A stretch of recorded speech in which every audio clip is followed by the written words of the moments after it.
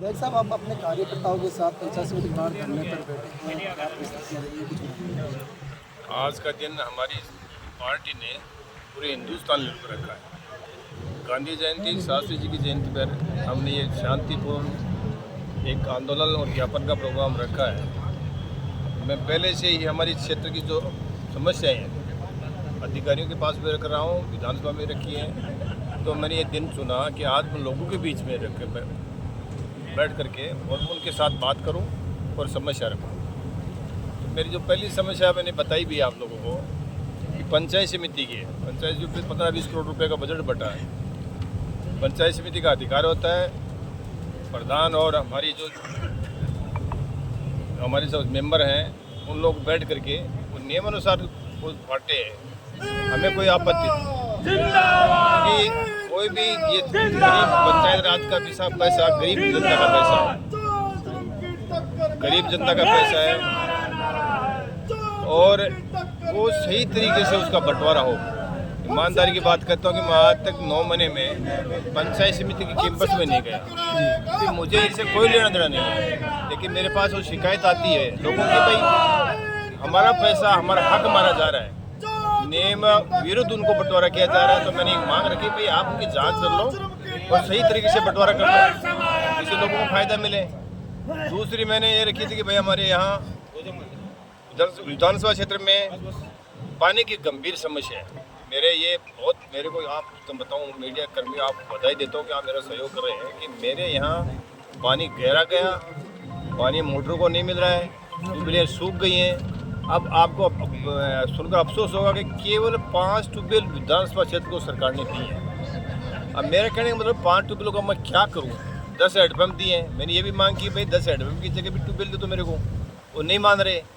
इसके अलावा 20-20 साल पुरानी मोटरें हो गई, वो मोटरें एक बांधते दूसरे दिन जल जाती हैं। मैंने कहा ये मतलब लोगों की आम मांग है। मांग 145 ट्यूबवेल यहाँ बताई जा रही हैं और उसमें कर्मचारी नहीं है, नई मोटरें नहीं है। मावता एसी के मोहल्ले में 5-4 जगह तो ऐसी हैं। बागोली में हमारे बागोरा में रमेश यहाँ बैठे हैं, वहाँ केबल के पेटे 15 तक मोटर पड़ी रही, फिर भी उस सरपंचों ने व्यवस्था की। सरकार की तरफ से कोई व्यवस्था नहीं हुई है। हमारे सूरपुरा के यहाँ बैठे हैं, तो सूरपुरा में भी ये हालत था। तो मैं इनसे बुरी तरह मतलब घुटन महसूस करके मैंने कहा सरकार तक मेरी बात जाए, अधिकारियों तक मेरी बात जाए। अधिकारियों तो मैं गया भी हूँ वहाँ। मैंने कहा साहब ऐसे काम नहीं चलेगा, जनता को मरने के लिए तो छोड़ दिया आपने। पानी की व्यवस्था प्राथमिक व्यवस्था है, तो इसके लिए पानी की व्यवस्था करो।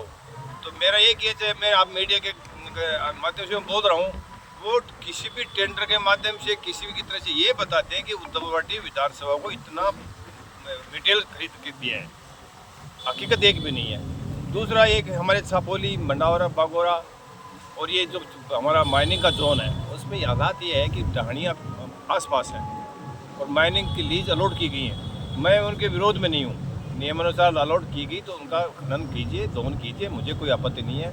लेकिन वो नियम के विरुद्ध बिना नियम के हैवी ब्लास्टिंग की जा रही है। उसका भी नियम कायदा कानून होता है कि वो बहुत कितनी लंबी होगी, कितनी चौड़ी होगी और कितनी गहराई होगी। लेकिन वो इतनी गहरी करते हैं कि उनसे मकानों में दरार आ गई, खेतों में पत्थर पड़ रहे हैं, वहाँ से आदमी का निकलना दुभर हो गया है। तो मेरी सिंपल सा और लोगों की समस्या है, मैं मौके पर गया हूँ। अब मैंने अधिकारी को ये बोला, भाई आप जांच करके सही तरह से चलाओ ना, हमारे को क्या आपत्ति है। ये अधिकारी मानने को तैयार नहीं, मौके पर कोई अधिकारी नहीं गया। वो लोग जो माइनिंग चलाते हैं इतनी दादागिरी करते हैं, अपने साथ प्राइवेट गनमैन रखते हैं, गेम ओपन कैंपर रखते हैं, और जो कोई बोलता है तो घर जाके गालियाँ देते हैं। ये बात अच्छी नहीं है। ये वातावरण करीब 20 साल से खराब हो गया उद्धव पार्टी का। हमारे शिवराज सिंह जी पहले थे, इंदर सिंह जी थे, वीरेंद्र प्रताप सिंह जी थे। तो वहाँ वह समय था कि वहाँ ये राजनीति थी, उसका लेवल था, एक स्टैंडर्ड था। ये गुंडागर्दी की राजनीति पैदा हो गई। इसी कारण से सारी समस्याएं हमारे सामने आई हैं। यही कारण हुआ हमारी बागोली नदी का। बागोली नदी में आज भी मैं आपको बता रहा हूँ कि कम से कम 20 LNT चल रही है। वो केवल दादागिरी के बलबूते पर चल रही है। उनका कोई तरह का कोई सरकार के तरह से अलॉटमेंट नहीं है और कोई तरह का वहाँ वो खनन करने का अधिकार नहीं है। फिर भी वही गुंडागर्दी, वही कैंपर, वही लोग वहाँ आते हैं और अवैध खनन करते हैं। हाँ, पक्षपात देखिए, मुझे उससे भी कोई आपत्ति नहीं है कि ये माड़ी का है, उसे 2000 रुपये लीजिए, ये गुजर का है, इसे 4000 रुपये लीजिए, ये जाट का है, इसे 6,000 रुपये लीजिए, ये अपना आदमी नहीं है, इसको भरना नहीं है। यार ये कोई बात होती है क्या? ये कौन सा नियम है? मैं कहता हूँ मिल बैठ के सरकार की खाओ ना, मुझे भी वो आपत्ति नहीं, लेकिन जो मनमानी तरीके से लूट करना। और सबसे बड़ी बात, अगर कोई पैसे नहीं देता है उनको तो तुरंत पुलिस को फ़ोन करते हैं और माइनिंग का अधिकारी पूछ जाता है। और जब हम बोलते हैं कि भाई गलत हो रहा है तो माइनिंग का अधिकारी नहीं पूछता वहाँ पर।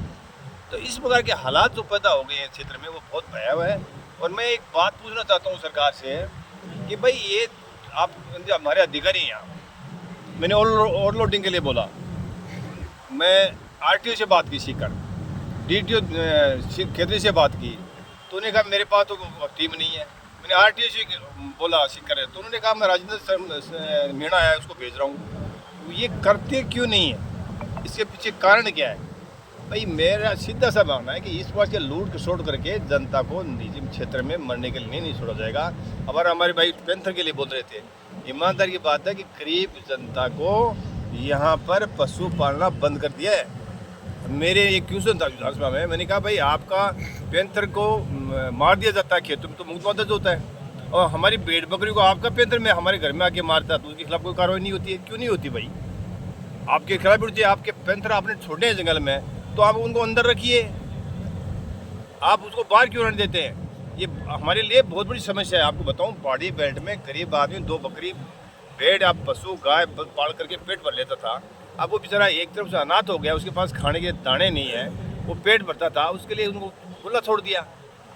तो मेरे का ये क्षेत्र में भयंकर समस्या है, इसके लिए मैं बोल रहा हूँ, लड़ रहा हूँ। मैं आज सभी लोगों के बीच में हूँ, मेरे सारे कार्यकर्ता हैं। और जैसे इसी प्रकार से आपकी तो अवैध प्रकार के हमारे खरीदारी अधिकारी दिए जा रहे हैं, हमारे गिरोह पैदा हो गए हैं।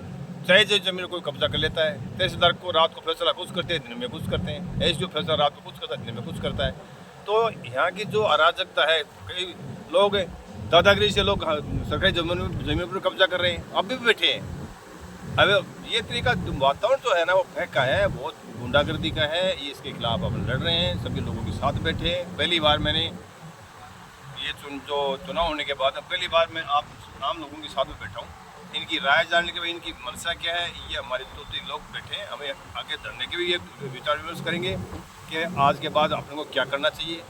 तो इस प्रकार से हमारी इस समस्याओं के बीच में बैठे हैं।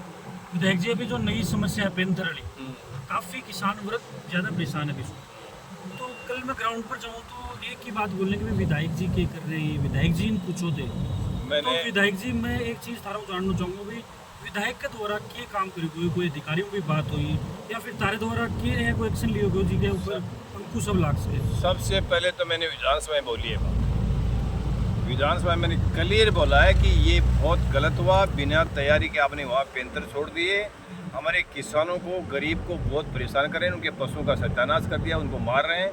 गरीब आदमी बाहर नहीं ले सकता। भोजगढ़ तो ऐसी जगह है हमारी, आप उसकी लोकेशन देखेंगे तो आदमी रात को न तो कोई मेहमान घर जा सकता, न मेहमान घर से बाहर जा सकता, न लोग वो अपने घरों से बाहर आ सकते। ये समस्या मैंने सर्वप्रथम विधानसभा चली तो वहाँ रखी है, फिर मैंने अधिकारियों के पास भी रखी है, और अब मैं जनता के बीच में आया हूँ कि आपकी मानसिकता क्या है, मुझे भी आपके सहयोग से क्या करना चाहिए, आप मेरा मदद कीजिए, मैं करूँगा।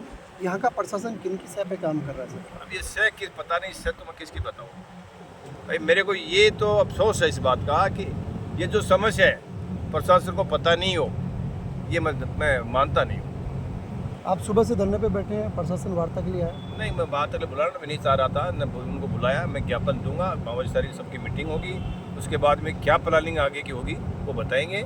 उसके बाद हमें वो ज्ञापन देंगे कि आगे धरना चलाएंगे क्या धरने को पोस्टपोन करेंगे, वो लोग बताएंगे, उसके बाद डिसीजन लूँगा मैं। ये था कि ये पहाड़ी बेल्ट है, और चाहे गरीब हो चाहे किसान हो, वो अपने खेत में से डोली भर के, खरीदारी खेत है या कोई पहाड़ी के नीचे है कहीं भी, और भर करके वो अपना खेत में मकान का काम चलाता है, और या फिर किसी पड़ोसी के।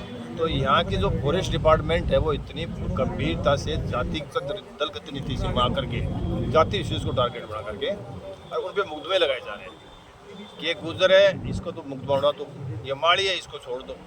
तो विशेष करके मेरे को टारगेट, मेरी जाति को, विशेष करके मेरी जाति को लेकर टारगेट बना जाए। छोटे छोटे अवैध बेचारे जो स्कूल पढ़ने वाले बच्चों पे मुकदमे लगाए जा रहे हैं। और मैं उदाहरण दूँ, बोलूँगा तो नहीं कि 3 ट्रैक्टर थे, 3 में 2 को पकड़ लिया और 1 को पकड़ 2 को छोड़ दिया और 1 को पकड़ लिया।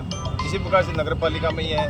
तो मेरा कहने का मतलब जाति को टारगेट बना के VCR भरी जा रहे हैं, जाति को टारगेट बना के हमारे बच्चों के मुख में लगा रहे हैं, जाति को लगा करके VCR प्रकार से मतलब एक टारगेट बना रखा है कि इनको इसके मुख में लगाया जाए। ये गलत है, ये परंपरा अच्छी नहीं है, ये राजनीति के लिए भी अच्छा नहीं है, जाति के लिए भी अच्छा नहीं है। सैनी समाज में छूट दी जा रही है, सैनी समाज को टारगेट बनाया जा रहा है। तो ये अच्छा नहीं उनके लिए। मेरे उनका दोष क्या है? वोट तो डालते हैं नेता, सबको जाति के हिसाब से वोट डालते हैं। मैं इसको बुरा नहीं मानता और बुराई है भी नहीं, लेकिन अगर किसी जाति को बाद में टारगेट बनाया जाता है तो वो गलत है। मैं बैठा हूँ, आपके बीच बैठा हूँ, मेरे पास कोई टारगेट है, मेरे पास जो भी पीड़ित का किसी भी समाज का है मैं उसकी मदद करूँ, चाहे वो जाट आए, चाहे राजपूत आए, चाहे ब्राह्मण आए, चाहे माली आए, चाहे गुजर आए।